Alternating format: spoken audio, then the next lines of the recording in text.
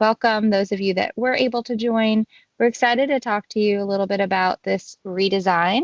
You have part of the team that was responsible for the redesign, and get to share with you a little bit about why. And yay, Rhett is there with a group in Brunswick County. Yay, all of Brunswick County is represented. Good deal. Well, thank you all for joining us. So that's exciting. All right, so we're going to walk you through. Hopefully, you have access to the resources as I've mentioned, and can kind of go through and explore with us. So, I know as being a librarian that I used a lot of these resources often, and so I put this out there a couple weeks ago through the newsletter to let folks know this webinar was happening. But if you'll let us know, like Rhett did in the chat, if you're here as a librarian, teacher, admin, district level person, it would be great for us to know who's joining us. And we can also tailor a little this conversation based on what you do and what you plan to do with this new information. So let us know. Just like Rhett said, where you are, and got a team of librarians and their director from Brunswick County. Yay. Melissa from Catawba is here. Again, library background, so that's awesome. Perfect. All right, so while you might know us, but we'll do a quick introduction. So I am, like I said, former librarian, now serving all the libraries in the state as a school library consultant, and know these ins and outs of these resources. Teaching them with students, but now also talking about them with educators and librarians across the state. I'm very lucky to get to work with Audrey and Heather, and they have also a big role in this work. So Audrey, you want to go ahead and introduce yourself?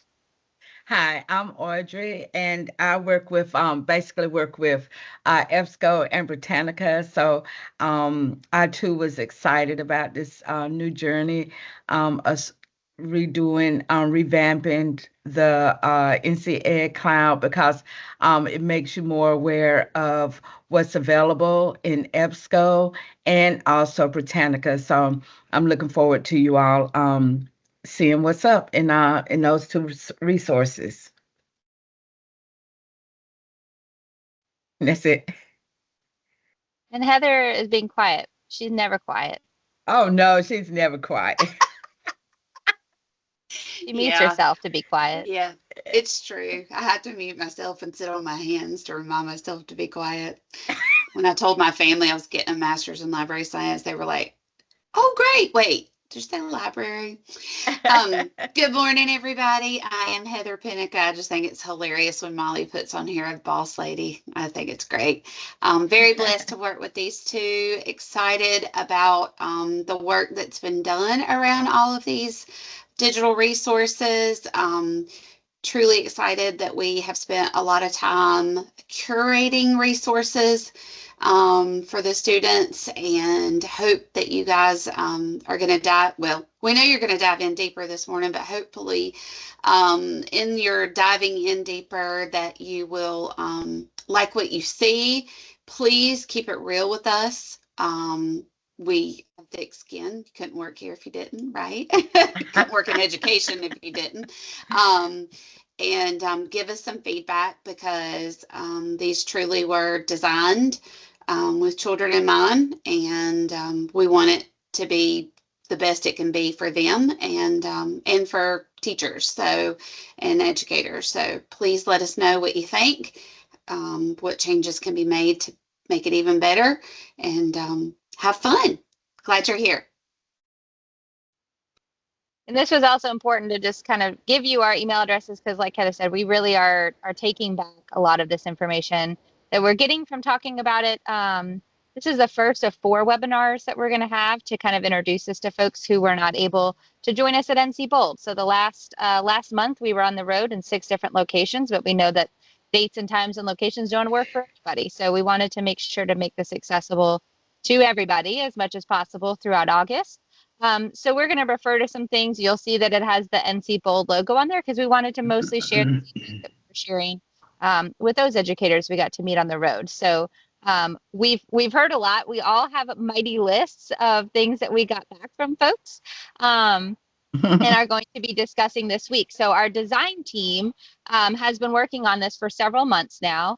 And I give a little shout out here. We'll pop them up there too. Rebecca and Aaron were very integral also in the redesign of this. And the reason I'm showing you all of our faces and names is because genuinely we hope that you will feel comfortable reaching out to us and saying, hey, have you thought about this? Or, hey, I didn't see something that I needed. You know, we're real people and we've all used these differently with students and educators ourselves, but we can't be in every school and in every situation. So it's always great for us to hear a little bit more from you. So please just know that we genuinely mean it when we put our emails up there and say, hey, let us know. Because we have a list. And again, this design team is going to be meeting and exploring some of the feedback that we got over the last couple of weeks. So very open to that. So I'll start with this. Anybody in the room familiar with NC Wise Owl? Or maybe you feel like sharing how you used it. Since so many media people are in here, I'm guessing yes. Okay, Melissa says yes. I've even seen it in the last couple weeks. I've seen the words NC Wise Owl posted some places. And the reason Heather's making that face and the reason why we're sharing it here is because a couple of years ago, we actually revamped it, right? So NC Wise Owl itself went away. It was great. Rhett says when I was classroom teacher, it was used for research papers. Yes, it was very heavy, great resource for research. And then it went away. And a big part of why it went away, and I've been saying this now for a couple weeks, is because when we teach good digital citizenship, we don't share passwords. And guess what we were doing? Sharing passwords and posting passwords, right? So for a number of reasons, NC Wise Owl went away. And I just wanted to address that here while we have, you know, folks from around the state kind of tuning in. So please make sure that you delete any reference to NC Wise Owl, or if you call those vetted resources NC Wise Owl still, we have a new term. We're calling it connected to research. So you'll see that logo and such elsewhere. We'll talk a little bit about that, but I just wanted to give that quick little plug that we still have vetted research resources. Okay, we're still providing them for every student and educator in the state, but it's just not called NC Wise Owl anymore. And you do have to go in through your NCEdCloud to access most of them. If you were starting a project, go ahead, Heather. And my face is because once we got rid of it, somebody decided to purchase the domain, and it is not such a nice domain anymore. So believe it or not, if you see folks that have reference to it, please help us continue to pass the word to not direct folks to that. Please. That's what my face is for. And I know a lot of you in this room have probably heard us saying that already, but please help get the word out. I was kind of surprised to see it in some of the places that I did while we were out and about. So, you know, just a quick check of like any Google sites that you might use, or if you have it on some like research work that you already do and put out with students, just make sure that's updated. So, like I said, if you're starting a project, most people typically do things like go to Google. If you have a subscription service in your school district, Discovery Ed comes to mind. Those are places that a lot of folks typically go to. They might pull books from the library, all kinds of places we go to start a research project. But like the Brunswick folks kind of gave that shout out on, we have resources that are still available, and you've had access to them even when NC Wise Owl went away. But what we heard over and over, me, Audrey, Heather, you know, folks from our team have said we really miss that one-click access. We really wish that we could just have one-click access. Too many clicks for our students. So we heard that, and we understand because we've been there. I've tried to teach first graders how to log into anything, which is a whole thing. So I get it.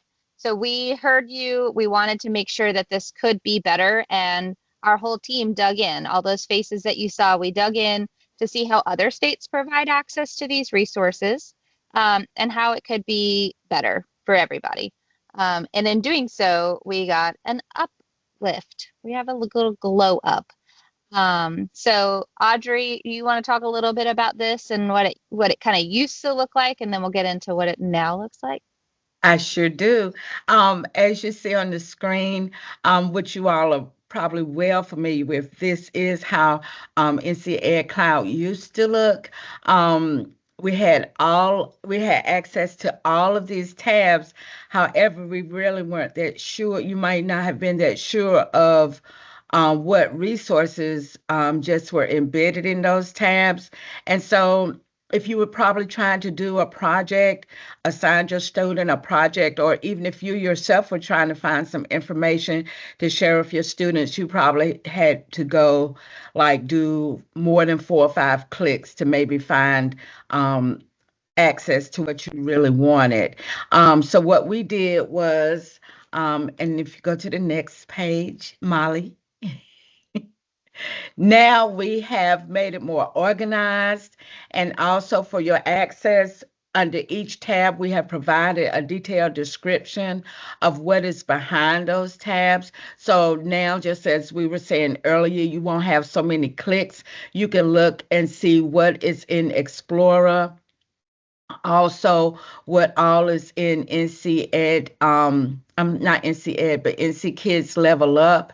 And the thing about it, all of these tabs, all of these resources have always been there. It's just that they were behind other tabs, so you would not have known this. Also, what we have done is, just like we mentioned earlier, we've changed the banner, and each grade level has a different page. The page that you're viewing now is a portion of the 6th through 8th graders. So all of the buttons that are there are user friendly for 6th through 8th grade. Your K through 3 grade, they're going to have less buttons, of course, because they're not going to do as much research as your older grades, but they just the same. They still do have a lot of tabs that are related to them, and that have valuable resources for that age group as well. I also mentioned that, like I say, each grade level has their own page, K3, 6, 8, 9, 12. So when they log into NCEdCloud, that's the only button that they will see. However, the teacher resource page, when they log into NCEdCloud, they have access to all of the grade levels. So that's one good thing too that we've done. And you'll Yeah, I'll also show that notice. in just a second, Go ahead. Audrey. I'll show that. I said I'll show Uh-huh. that in just a second. Okay. And also you'll note that the descriptions for the students, their descriptions are going to be a little less wordy, where the teacher resource will have lengthier details for easy access for them. So, yeah. So this is what Audrey was referring to. When you log into NCEdCloud, if you haven't yet, you're going to see these new icons. You'll see that all the student ones are up at the top, very intentional, so it was super easy to find. And then, yep, there we go. So you'll notice those right up at the top. And then, as Audrey said, there is also this teacher one, which is a little bit further down because it's alphabetical order. If you're not seeing all of them show up, you might have that button all unselected, and you might only have your bookmarks selected. So you're going to want to make sure that you've got all to show up. But that's where your teacher resources is, the white button with the maroon. And then lastly, we talked about this last week with folks because a lot of people were asking, well, what's happening? Why is Britannica and EBSCO still there? We didn't want anyone to panic and to take away access to these buttons if they missed the memo, that we have this new one-click way of getting a little bit of everything. So those of you that are in the know, and I know we have a lot of librarians listening, so when you clicked on EBSCO, you would get so many things, right? And there's some really good things in there, and that's what Audrey was saying. We tried to pull those things out that we know students are using. Much might be a little bit different than teachers. So that's why they're going to be now in either one of these. So here's kind of a more zoomed in look. This is the teacher one. And you'll see that there's a little bit more description, including telling you whether or not you need to be authenticated through your NCEdCloud before you can see access. So once you're in through NCEdCloud and click on any of these things, you should be one click away from getting into them. But then there's going to be some that you don't need to be into NCEdCloud. So we wanted to make sure for the teachers to know which ones you would want to be in versus students do not have that where it says access through NCEdCloud. Theirs is a little bit more straightforward and written for kids in mind. So I gave Rebecca a shout out earlier. Rebecca was a second grade teacher. I worked with elementary, and we know that what you would write to describe a research resource for that age group is going to be different than what you do for high school. So we even kind of differentiated the descriptions for that.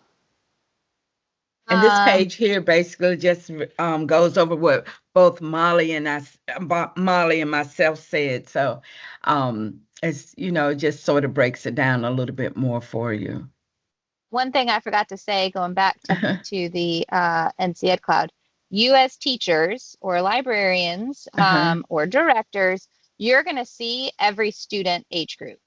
Okay, the students, when they log in, are only going to see their age group.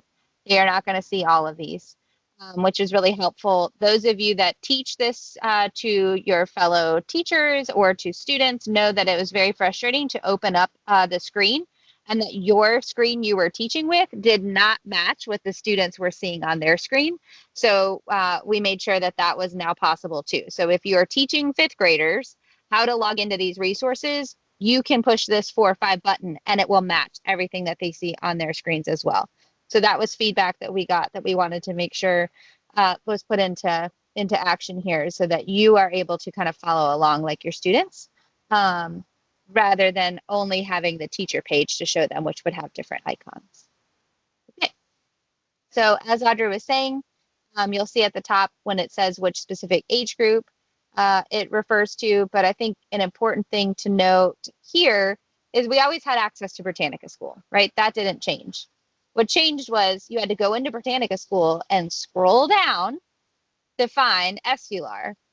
And if you didn't know about EBSCO, I didn't know about EBSCO, it is Spanish. It's in Spanish, native written articles rather than using Google Translate. So you used to have to scroll to the very bottom to find that. And another example was I used to do biographies with fourth graders. Well, to go in, we'd have to click on Britannica. We'd have to scroll until we found the word biographies, and then they could dig in. But again, trying to elevate that one-click mindset, we pulled the URL for just the biographies. And now when you click on that button, it will take you to Britannica's biographies. So these are not necessarily new resources to us. They're simply easier access to get to them. Anything you want to add, Audrey or Heather? No, good? I think you covered it. Yeah. Okay. But as Audrey said, there was some of those resources that were in the student resources button that needed to be kind of brought up for certain age groups, but not necessarily other ones. So you'll see because this is the 4 or 5 students, they have access to both NC Kids Digital Library and the Level Up Library because there's reasons for them to have access to both. Students in K3 will only see the button for NC Kids Digital Library. Okay. So if you aren't already kind of clicking along with us, I'd recommend going into NCEdCloud right now. Or if you're in that one-page document, you have kind of a quick link there as well to any of the age groups that you work with. But we just wanted you to take a few seconds. I'm going to kind of cue you up to do this in a minute, but this is my warning that you might want to be logged in. But just to start kind of taking a peek at what are some of those resources that we brought up to the front that students are now seeing. One that we got a lot of good feedback on was this one in the bottom corner around the virtual tours of the North Carolina Museum of Natural Sciences. It's very kid friendly and it's a fun virtual tour of this museum that's in Raleigh. And we wanted to make sure a lot of kids had access to it. But then we started getting asked questions like, well, how come all these museums don't have links? Some are more kid friendly and easier to navigate than others. But some of the feedback that we're taking to our team this week is thinking about maybe having one collection of all of the museum resources in one place. So that's something that we've gotten feedback on. And again, that's the kind of stuff we want to hear from you. Already talked through a lot of these. And again, just kind of encouraging you to take some time to click and see what they're all about. This is how I wanted to out, Audrey knows about these. We had some teachers at NC Bold who Yeah. learned about these different resources and made these little visual, like, promos for what you can find. So if you haven't dug into NCpedia before, you're missing out. And Lindsay in Nash County shared a little bit about what she discovered in clicking through and just kind of finding out what NCpedia has. And then this is one around Teach Britannica, which we're going to talk about for just a second.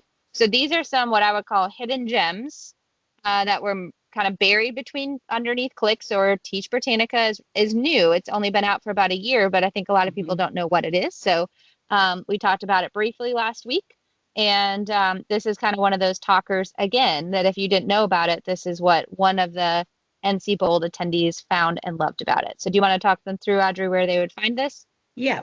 For Teach Britannica, when it was first introduced to us, they brought it to us and we could only access it on the web, which you see at the very top, teachbritannica.com, which was good, but we let our vendors know that we needed to be able to access it via NCEdCloud too. So they immediately went to work to take care of that for us. So now you actually have 3 ways that you can access Teach Britannica. Again, you can access it either teachbritannica.com, or over in the left-hand corner, you see the blue thistle. You might have recognized it from the teacher resource page. We put a button there so the teachers can easily access it from that page. And also, whichever part of Britannica school that you access, whether it be elementary, middle, or high, if you'll notice in the upper right-hand corner, you'll see that blue thistle as well. And if you click on that at the drop down, it will allow you access to Teach Britannica from there as well. So we tried to make it as easy and simple as possible, because Teach Britannica, as we said, we'll go into that a little bit later. It does have a lot of valuable resources, lesson plans, graphic organizers that's good for teachers. And here's a page showing what's available. Like I just said, lesson minis, which is actually miniature lesson plans for teachers on various topics.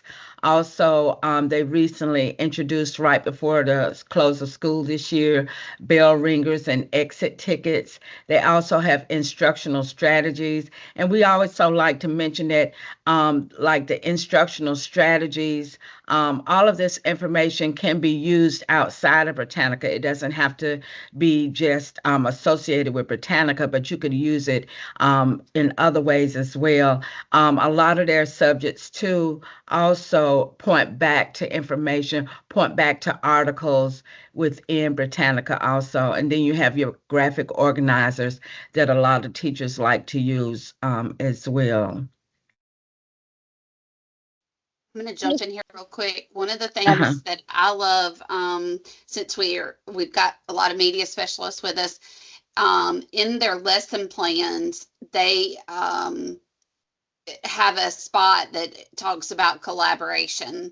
And I think if I were still in the media role, I think I would be tapping into that big time. I'd be finding the standard, whatever my teachers were in, collaborative teaching. I'd be going and taking these. Hey, look, right here. Let's collaborate. Here's Britannica showing us right here how we can work together on some lessons. Just because while we know we are experts in the field, sometimes it just helps to have proof in the pudding, if you will. And so I love that they have this collaborative piece already in there. And it's just a way for us to, advocate for ourselves. So thank you for mentioning that, Heather. Because I think the same thing, that oftentimes we do the reverse. We wait for people to ask us to teach with them. And then we get frustrated if that doesn't happen.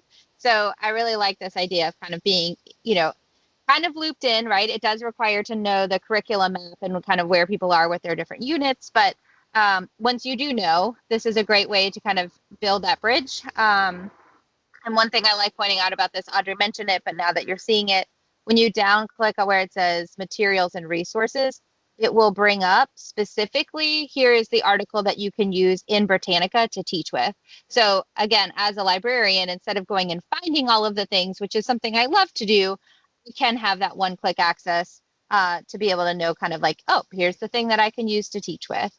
So if you're looking a little bit more into bringing Britannica kind of back into the fold, or this is something that's new to you, just wanted to show you like there's some really great things for you to teach with, but also that you can take and share with your teachers. So wanted to take a few minutes to kind of point that out, because I think it's one of those things, again, we talked about there's things that you'll see for like just teachers.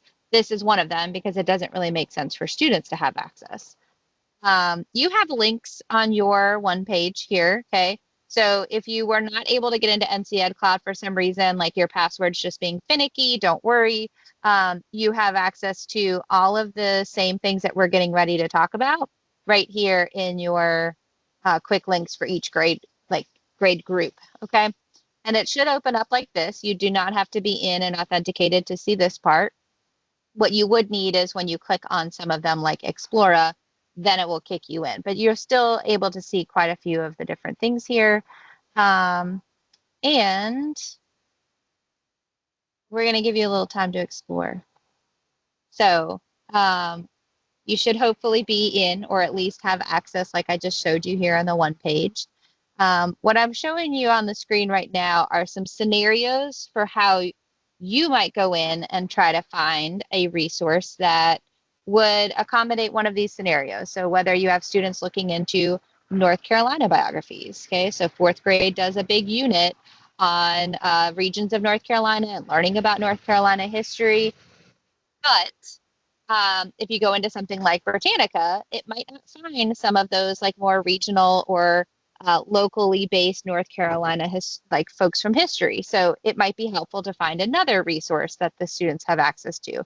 So these are just three different scenarios that might be interesting to you. Or maybe we've just mentioned something that you want to dig into a little bit more. But why don't we take just about like 2 or 3 minutes to let you click? We'll be quiet. I know sometimes it's hard when you're trying to listen and pay attention, but we'll give you just a couple minutes to, I'm going to flip back and show you the scenario. So if that's easier for you to follow that way, otherwise you can just click. Part of what we wanted to do is just give you time to click for a few minutes and see what you can uncover either in the teacher resources or see what students have access to. And then if you find something, you have this link here at the top to the Padlet, but I'll put it in the chat as well, so that you can share what you find. If you're like, I'm lost, I need direction, and those scenarios don't sound fun, you can click in here and see what other people have enjoyed and what they have found. So on that note, I'm going to be quiet. Put the link here in the chat. Oh, Rhett, thank you for bringing this up. This is a good thing to note. When you click on, some of them is teachers. So if you are in and authenticated as teachers, what Rhett said in the chat is that EBSCO Explora and ebooks from the 912 will send you to 4.5 instead of 912. We are aware of this little rerouting issue. It's something to do with the URL and coding, but only through the teacher resources. So if you are logged in as a student, it does go the correct route. We're working on it. We found out a lot about this while we were out on the road last week. And it's like today is our first day back in front of our computers and not in NC Bold. So we're hoping to get a lot of this resolved. My understanding is, I see Heather's pulling it up. She's in her like thinking mode. So we have a couple links that we know are doing that. So thank you for bringing that to our attention. If you find other wonky things, you're welcome to tell us. Because this is how we know. We've gone in and done it ourselves. We've done this as students. A couple of us have access to student logins from our own kids. So we've gone in and we've seen in some ways how it works. And then unfortunately, some things that are being a little silly. So thank you for catching them. Please tell us in the chat if you find more. But I'm going to give you here just about 3 minutes just to kind of click around and let us know what you find.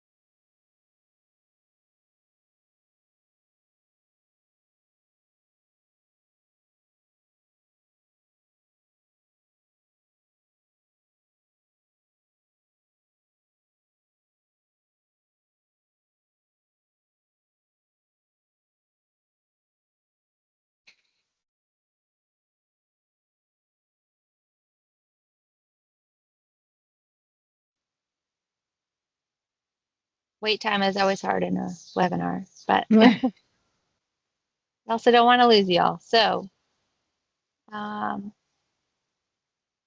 any thoughts or questions I see in the chat about NCpedia being a great resource? Yes. I mentioned last week that I looked up getting ready to do something in Pitt County next week. And I happened to look up that D.H. Conley High School is named after a local, and there was an article about D.H. Conley and who this person was and what the impact is on Pitt County. So one of those things you wouldn't find in Britannica, but a very, nice thing to be able to share with students and kind of let them find those personalized. We had somebody else too, Audrey. I can't remember the whole situation. I don't remember if you heard this. uh, Librarian was saying that she looked up. There was a family member that she was unaware of yeah. had an article in NCpedia, which was really neat, and has a road named after them in their county. And so it was like, well, this could be kind of a cool thing to get to share. Um, Oh, and I think you had also found when you looked up Martin Luther King, then it was someone in North Carolina. Yeah, so somebody that is probably nationally known, but I'm not sure what the Britannica article would say about it. But we talked about how every January or during Black History Month, folks talk about Martin Luther King Jr. But there are North Carolina links to Martin Luther King Jr. So you could use something like Encypedia to search for Samuel DeWitt Proctor. He was the president of North Carolina A&T University for quite a while, has a lot of connections to the Greensboro area during the civil rights movement. So could be an interesting person to kind of, bring into the conversation when you're talking about Martin Luther King Jr. around MLK Day or Black History Month. So that might be a good example too of, folks that are nationally recognized, but based here in North Carolina for the most part, right? And the influence that he had on North Carolina, but the influence he also had as a mentor to MLK Jr. So all right, so the reason that we wanted to give you some time to click was, again, there's a lot of good things to find. If you didn't get a chance to kind of dig in and see what other people found, wanted to make this Padlet resource available to you to kind of click through and see as well. One thing that a lot of people have been excited about, and since so many of you are librarians, this is a good time to bring this up. If you haven't been using Novelist, start using Novelist. This is buried. It was buried in one of the EBSCO buttons, and we tried to bring this up to the forefront in the teacher resources. So you'll see it towards the top of the page. We've had access to K-8 Plus. We were asked, can you also provide access to the teen and adult version? So you'll see that that's one that we have the link. We have the icon ready, but the link is to be shared, or if it was shared, we might not have had access yet to update Canvas. But when you click on it, you'll see that there's two options. There's the K-8 option, and then there's one that we're calling, I think, Educator Resource, and that would bring you to teen and adult. The reason they're not there for students is not necessarily because they're inappropriate or there's any reason for them not to sit next to you while you're doing this activity. But Novelist gives you, let's see if I can pull it up while I'm talking about it. Novelist gives you a list of books based on other books that a student has liked, authors a student liked. If you're trying to build a list for a classroom teacher, like this would be a great place to kind of go and help them create a list. So if you're looking to build, it's not going to let me authenticate. Collection development is another good thing that you might use this for. So there's no reason that you wouldn't sit there and kind of talk through that with the student. But I know my students, and if they had access to this, they would be coming to me and being like, hey, I want to come check this book out. But it's not our catalog, right? And so we just didn't want to confuse any students by giving them a resource that doesn't necessarily lead to books that they can have immediate access to. So it's definitely more of kind of a teacher resource for you. But this is what I mentioned here where it says educator resource. So this will give you some reader advisory and recommendations for a teen and adult audience rather than a K-8 audience.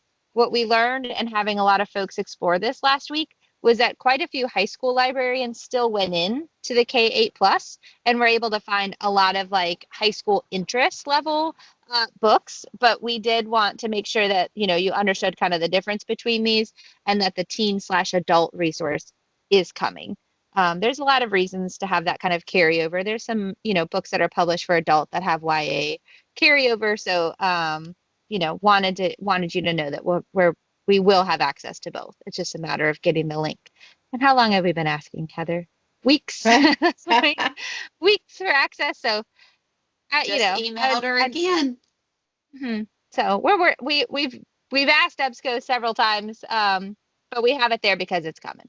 So wanted to give a little kind of plug to that, and to help you mention to your teachers, make them aware of it as well, because we librarians know about it, but it's definitely one of those, and it also just got a glow up. So I'm sorry I'm not able to click in and authenticate at this moment, but if you haven't been in there for a while this summer, it also got a glow up, so it's a little bit easier to navigate as well.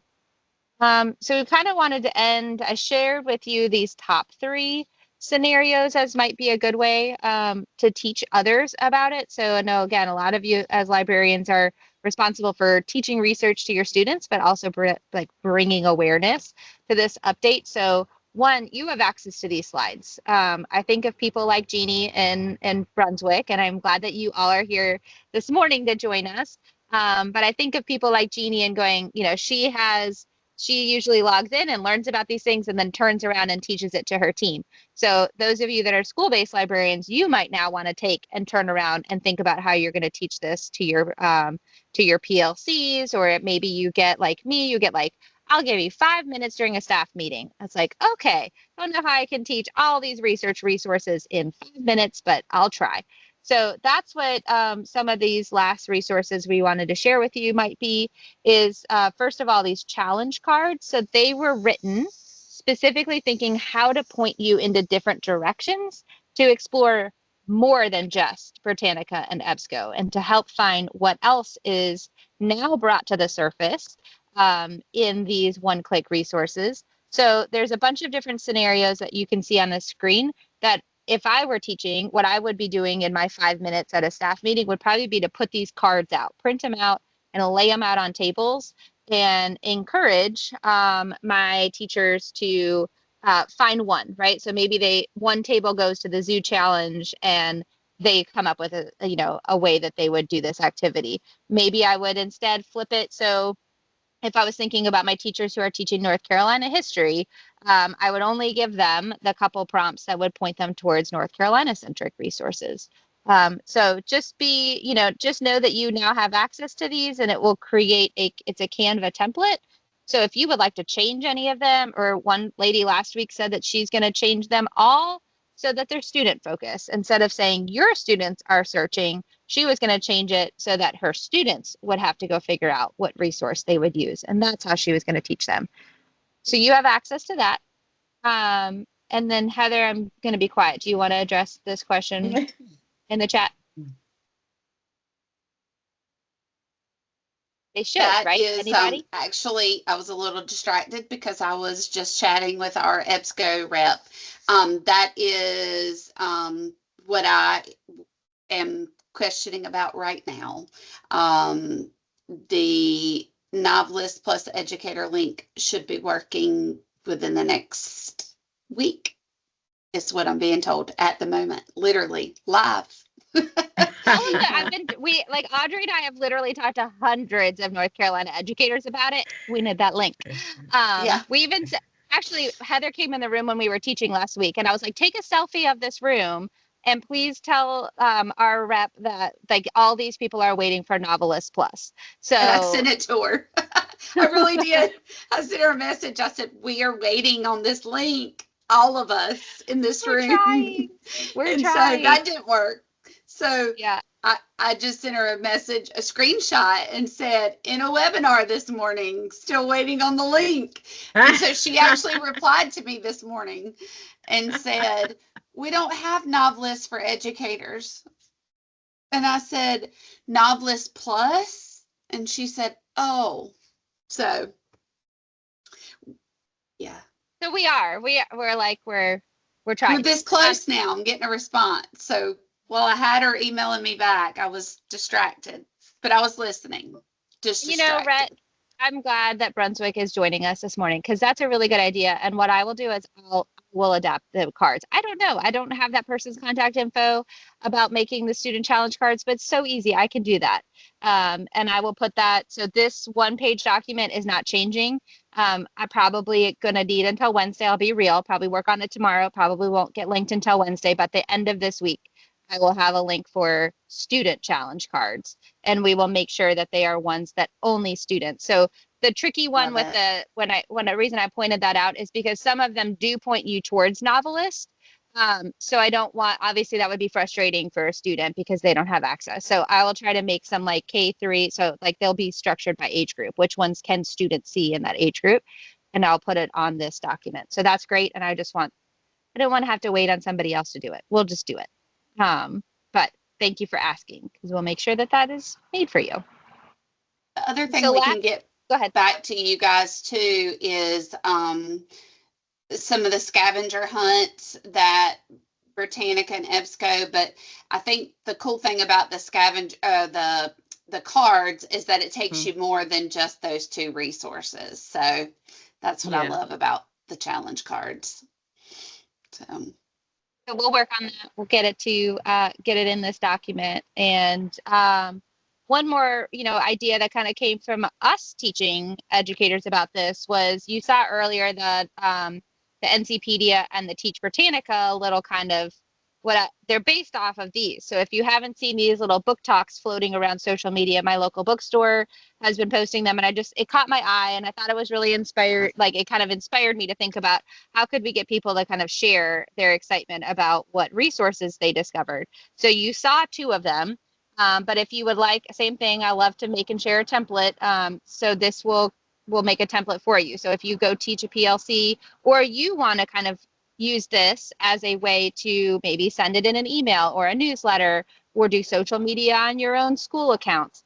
And you would like to kind of book talk them, if you will. I'm not saying it's a book talk, but you just can grab any one of these. I'll move this one back down here because I don't want to confuse anybody. But you would just click and drag and bring it up here, and then you can edit away and then send it off. So this template could be great for you to use if you're going to do any professional development or just talk about it. But that link is here for you, and it is also in your 1-pager as well. So, and again, we have had people over the last couple of weeks who have been pitching what they're excited. So you'll see some examples buried in here as well. So you don't have to post it. If you want to post about it on Padlet, we will certainly see it and would love to hear about it. But it also is just for you to kind of see what other folks have been excited about. All right. Last thing before we send you on, and we'll stay here if you have additional questions for us. We have other versions of this webinar. So those of you in Catawba that heard about this, if you want to give a plug to have others join live, again, we're recording them, so anybody will have access. But if they want to join live, we are doing this Mondays throughout August, a couple different times. And then if you would like us to circle back with you, wanted to open up this opportunity. I don't even know that Heather and Audrey know. We have almost 30 responses to this so far. So if you would like us to circle back with you, one of the 3 of us will drop you a little message that says, hey, you were excited about blah, blah, blah. And you tell us what you want us to circle back on, whether it's an app or an idea or strategy. And if you're like, I heard about this the first week of August, but I need to be reminded about it in October when I'm usually starting my research, then let us know. And we'll send you a little nudge and a reminder and see how we can support you in October when you are getting ready to do it, or whenever it is that you tell us you want us to reach out to you.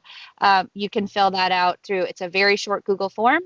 But the other reason I wanted to put this in here was to also say that if you have something else you find that you would like to let us know didn't work or could be better, or hey, where did this thing go? Somebody wants the points of view. It's under social studies and English, and they asked it to be moved over to the main page for 912 students. That's the kind of stuff that you could put in this form as well, just to let us know what it is that you want to see updated or changed. So